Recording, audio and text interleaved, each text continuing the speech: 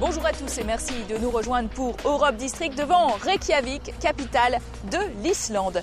Cette île nord-atlantique de 103 000 km² a déclaré son indépendance vis-à-vis du Danemark en 1944. En 2008, elle a été violemment frappée par la crise économique qui s'est traduite par l'effondrement de son système bancaire. Et du coup, elle a frappé à la porte de l'Union européenne en déposant une candidature officielle en 2009, en ouvrant des négociations d'adhésion en 2010. Mais depuis, seul un tiers des 320 000 Islandais sont favorables à l'entrée dans le club européen. À travers nos rencontres avec les hommes politiques islandais, nous tenterons de comprendre quelles sont leurs aspirations et leurs craintes vis-à-vis de l'Union européenne. Nous vous proposerons des reportages sur ces marins pêcheurs qui craignent l'instauration de quotas, sur la géothermie, énergie propre, mais aussi sur le féminisme à l'islandaise. Et puis, nous terminerons par une très belle balade à travers le pays en compagnie d'Odni R, une romancière très nature.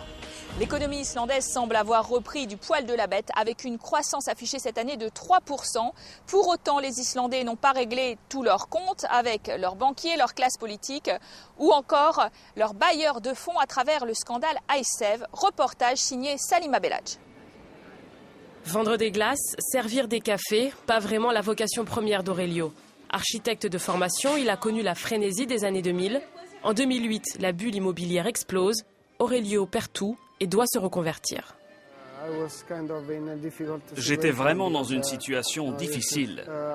J'avais acheté une maison et je me suis retrouvé avec un crédit 3 fois supérieur à celui que j'avais contracté à l'époque. À la fin, je ne pouvais plus rembourser.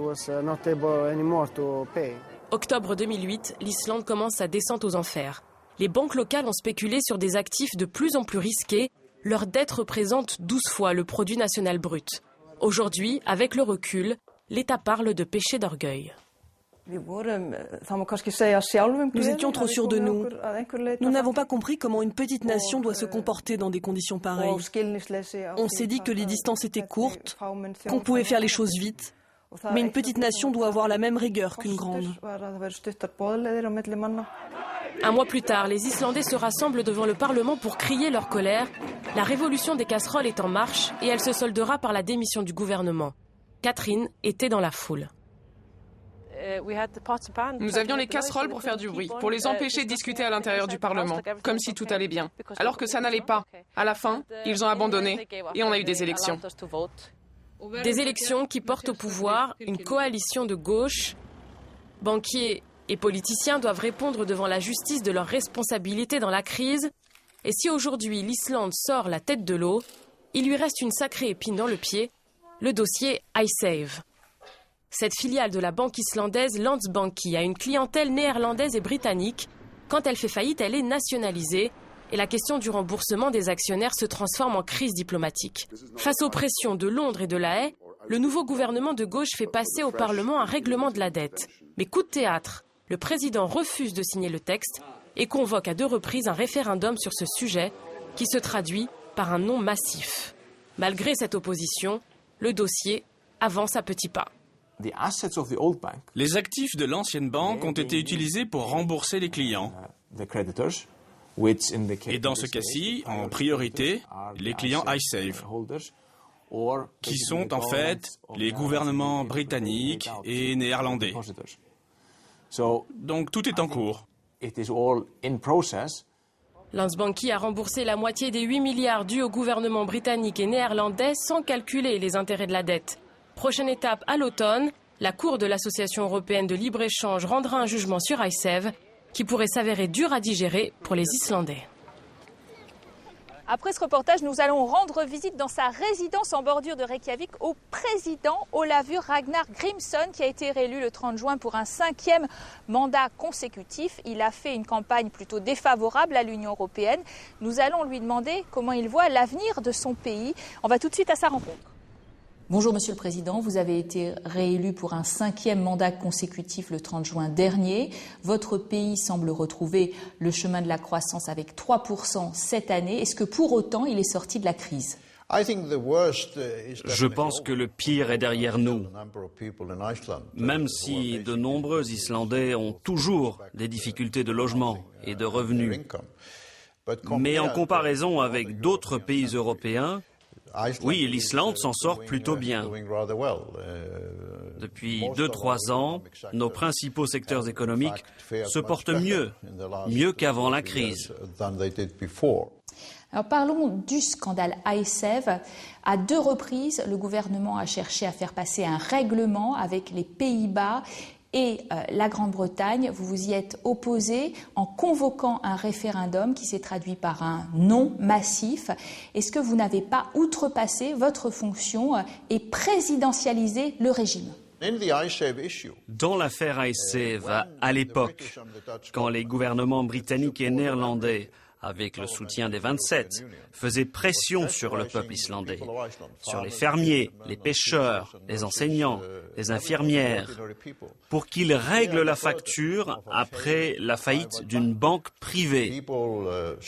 Les gens se sont rebellés et ont dit « les bénéfices de cette banque, ce n'étaient pas nos bénéfices.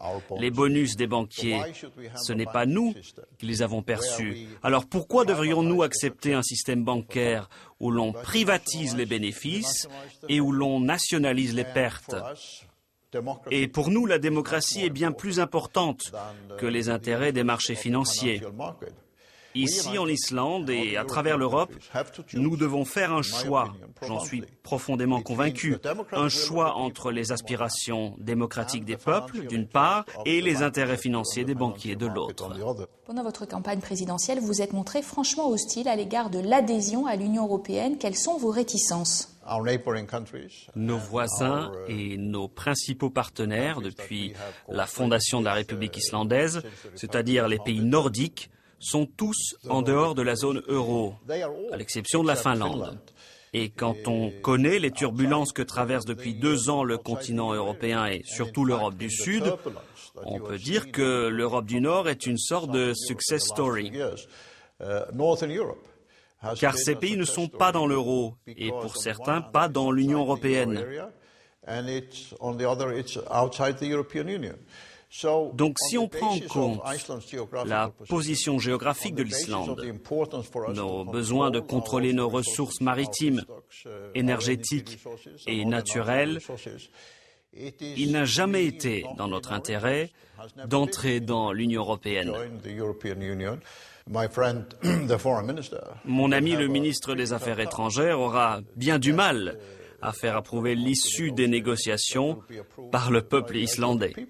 Précisément, puisque vous mentionnez le ministre des Affaires étrangères, qui est un fervent défenseur de l'adhésion à l'Union européenne. Nous le rencontrerons dans la seconde partie de ce programme. Merci à vous de cet entretien.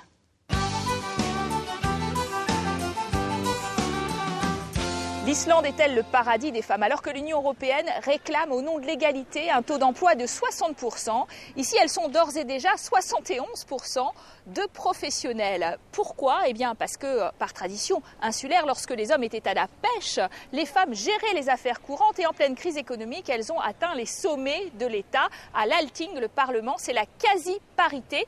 Une parité qui a ses revers. Reportage. Déjà précurseurs, les Islandais, quand leurs femmes obtiennent le droit de vote en 1915, puis lorsqu'elles font leur révolution pacifique en 1975. Parmi les manifestantes, une professeure de français et directrice de théâtre, Vigdis Finnbogadóttir. Elles ont quitté le travail à 1h en demandant au patron « Est-ce que je peux m'absenter pendant 2-3 heures? Je vais rencontrer mes amis en ville. » Et le résultat était qu'elles ont quitté le travail et la société était paralysée, tout à fait paralysée. Et comme ça, on a réalisé que les femmes sont aussi les piliers de la société. En 1980, à 50 ans, Vigdis, comme l'appellent ses concitoyens, se laisse convaincre par les marins de se présenter à l'élection présidentielle. Je suis plus tard que les femmes de mon âge, à l'époque, elles venaient quelques-unes me dire « Je n'ai pas voté pour toi à l'époque, mais je voterai pour toi maintenant. » Et ça, c'est quand même... je leur ai donné une confiance. Et en effet, Elle a donné confiance à d'autres, comme Tora Arnausdottir. À 37 ans, enceinte de son 3e enfant, elle abandonne son métier de journaliste pour se lancer dans la course à la présidentielle. Longtemps favorite des sondages, elle perd finalement face au président sortant. En général, cela importe peu que ce soit un homme ou une femme qui brigue un poste. Quand Vigdis a été élu en 1980, il n'y avait qu'une ou 2 femmes au Parlement. Et maintenant, il y a plus de 40% de femmes. Donc les choses changent petit à petit. Il faut dire que dans mon cas, la situation était peu commune. J'étais enceinte, j'ai eu un enfant, j'ai continué la campagne. Les gens se posaient la question du rôle de mon mari, comment on allait s'en sortir. Les médias ont fait de Tora un symbole, jeune, belle, à la tête d'une famille recomposée et mariée à un homme prêt à tout abandonner pour s'occuper de l'intendance. Ce n'est pas totalement inédit, même si ce n'est pas courant. Mais je connais quelques hommes qui restent à la maison et dont les femmes ont de belles carrières. De mon point de vue, ce qui fait de moi un homme à part entière, c'est d'être capable de faire tout cela. L'église luthérienne, elle aussi, a fait sa révolution. Après les scandales sexuels qui l'ont secouée, beaucoup ont estimé que le renouveau passait par une femme. Agnès Sigurdardottir entend bien modifier les choses. Si une femme dirige l'Église, étant donné la manière de penser des femmes, les choses changeront automatiquement. C'est le début du changement, la manière de penser des femmes. Mais l'île des femmes a ses zones d'ombre. Les postes à responsabilité ne sont occupés qu'à 19% par des femmes. Et les hommes restent payés 16% de plus que leurs homologues féminins.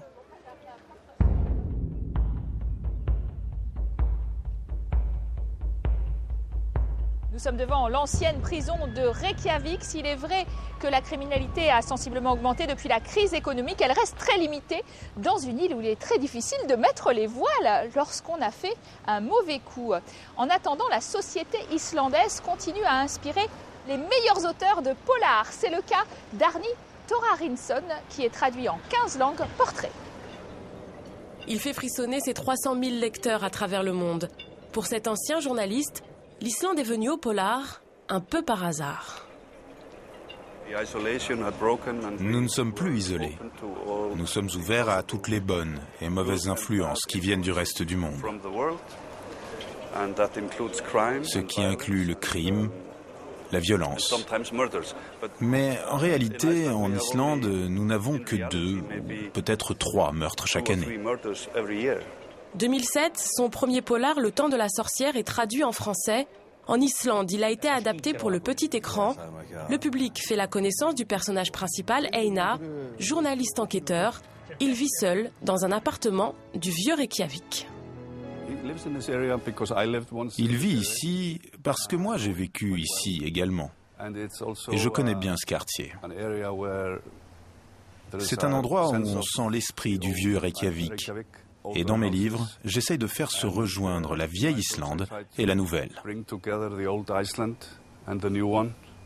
Hasard ou coïncidence, si Einar est issu de la vieille ville, les victimes, elles, habitent les nouveaux quartiers de la capitale.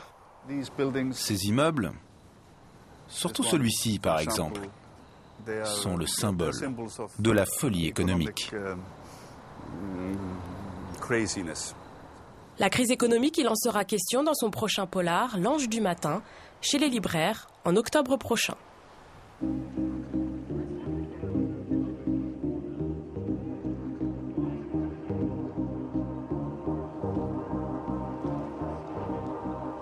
La station thermale de Blue Lagoon est l'une des principales attractions touristiques de l'île. Ce champ de lave est recouvert d'eau chaude en provenance de 7 stations géothermiques derrière moi. Et il est vrai qu'avec l'hydraulique, la géothermie permet l'indépendance énergétique de l'Islande, basée sur des énergies renouvelables. On regarde ce reportage. Les geysers sont courants en Islande, terre de volcans. Le pays connaît une éruption tous les 4 ans environ. Mais cette eau chaude, bouillonnante qui jaillit de la terre n'est pas seulement un beau spectacle de la nature. C'est aussi ce qui permet aux Islandais de se chauffer. 80% des maisons islandaises utilisent la géothermie et cette énergie représente 68% du bouquet énergétique. À 43 km de Reykjavik, voici l'usine géothermique d'Eliseidi. Puisée à 1 km en sous-sol, la vapeur d'eau avoisine les 300 degrés Celsius. Un labyrinthe de tuyaux capte et transforme l'eau chaude jusque dans les maisons islandaises, comme celle d'Haraldur, 340 mètres carrés, au cœur de la capitale. Voici l'eau chaude naturelle. Elle est à 80 degrés, donc vous pouvez vous brûler. C'est aussi cette eau que j'ai dans ma douche. Donc je peux prendre des douches chaudes toute la journée. La géothermie permet également à Haraldur de développer sa passion pour le jardinage grâce à cette serre. Autre serre à quelques kilomètres de là, au cœur de l'université d'agriculture. 35 degrés sous abri, un climat méditerranéen à 500 km du cercle polaire, où les tomates poussent tranquillement. L'Islande produit d'ailleurs 70% de sa propre consommation. Mais la production la plus surprenante, made in Iceland? Les bananes occupent 700 mètres carrés. Donc on m'a dit que c'était la plus grande plantation de bananes d'Europe. Elles mûrissent entièrement au sein de la serre, donc elles sont beaucoup plus sucrées que lorsqu'elles sont coupées vertes pour être ensuite transportées. Alors je préviens souvent les gens, ne les goûtez pas, sinon vous ne pourrez plus manger d'autres bananes. Mais contrairement aux tomates, ces bananes expérimentales ne sont pas encore commercialisées.